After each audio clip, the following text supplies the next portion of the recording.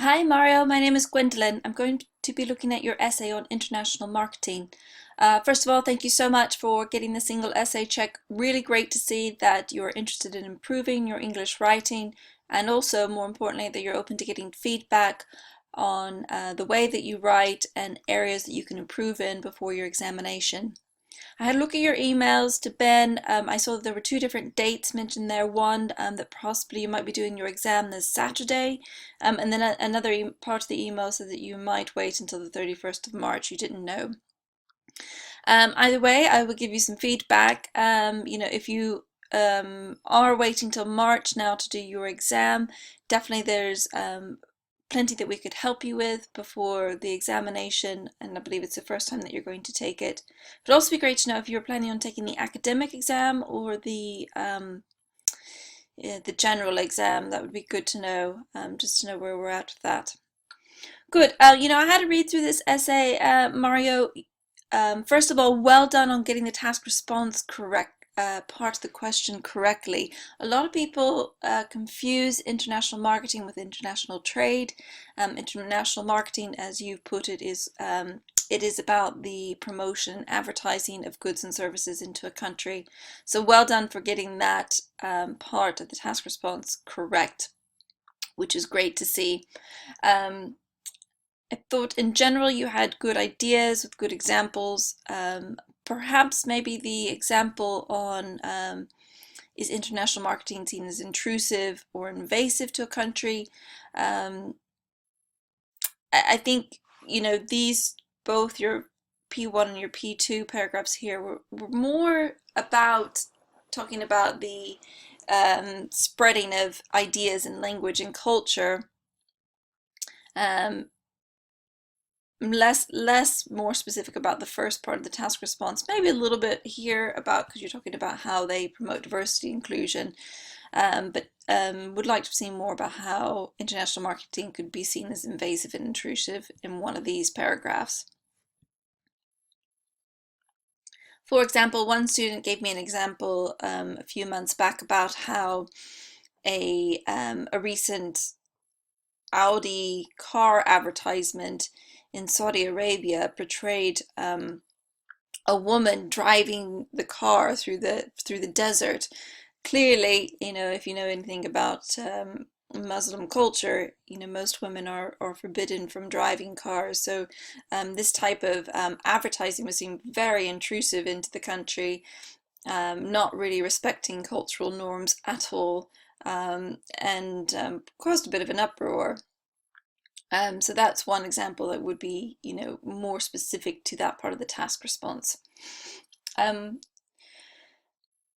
Right, let's go ahead and read through it though, line by line, so I can give you some specific feedback on the grammar, the sentence structure, and the vocabulary.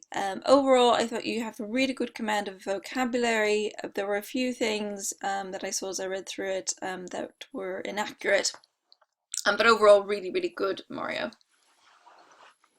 Foreign advertising may be perceived as an uninvited and incursive action for the targeted country. On the other hand, some people can embrace it as an inexpensive means, plural, to introduce and share new conceptions of knowledge, idioms, and lifestyles.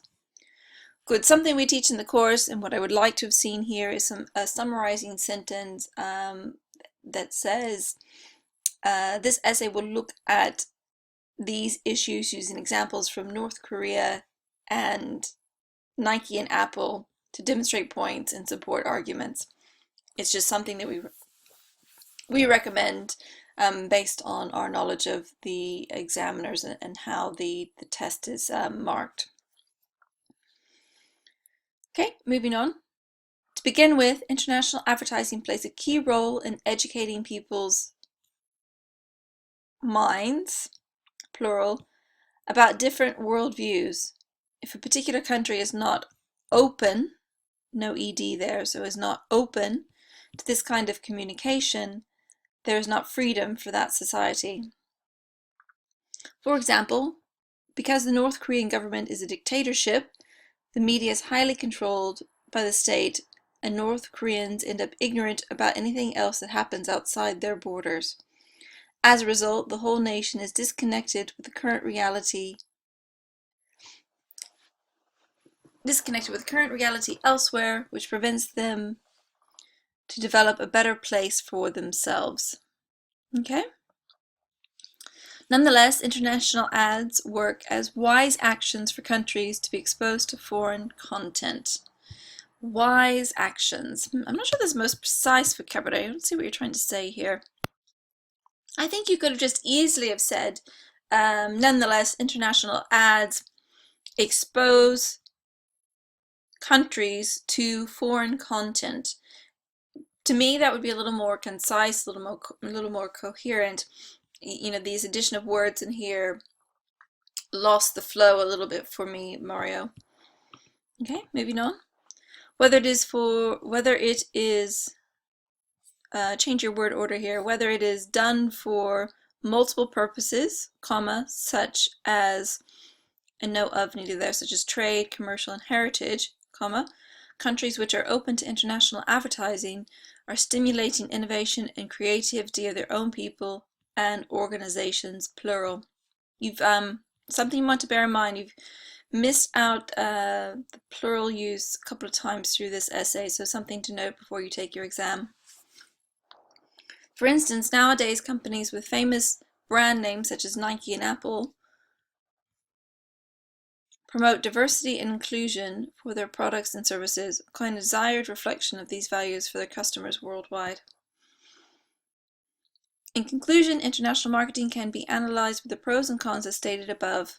Personally, I believe that freedom of expression and opinion should always prevail and not be held back in any shape. In any shape, we usually say or instead of in any shape or format. When it comes to international advertising, there should not be any sort of barriers so people can truly enjoy real democracy.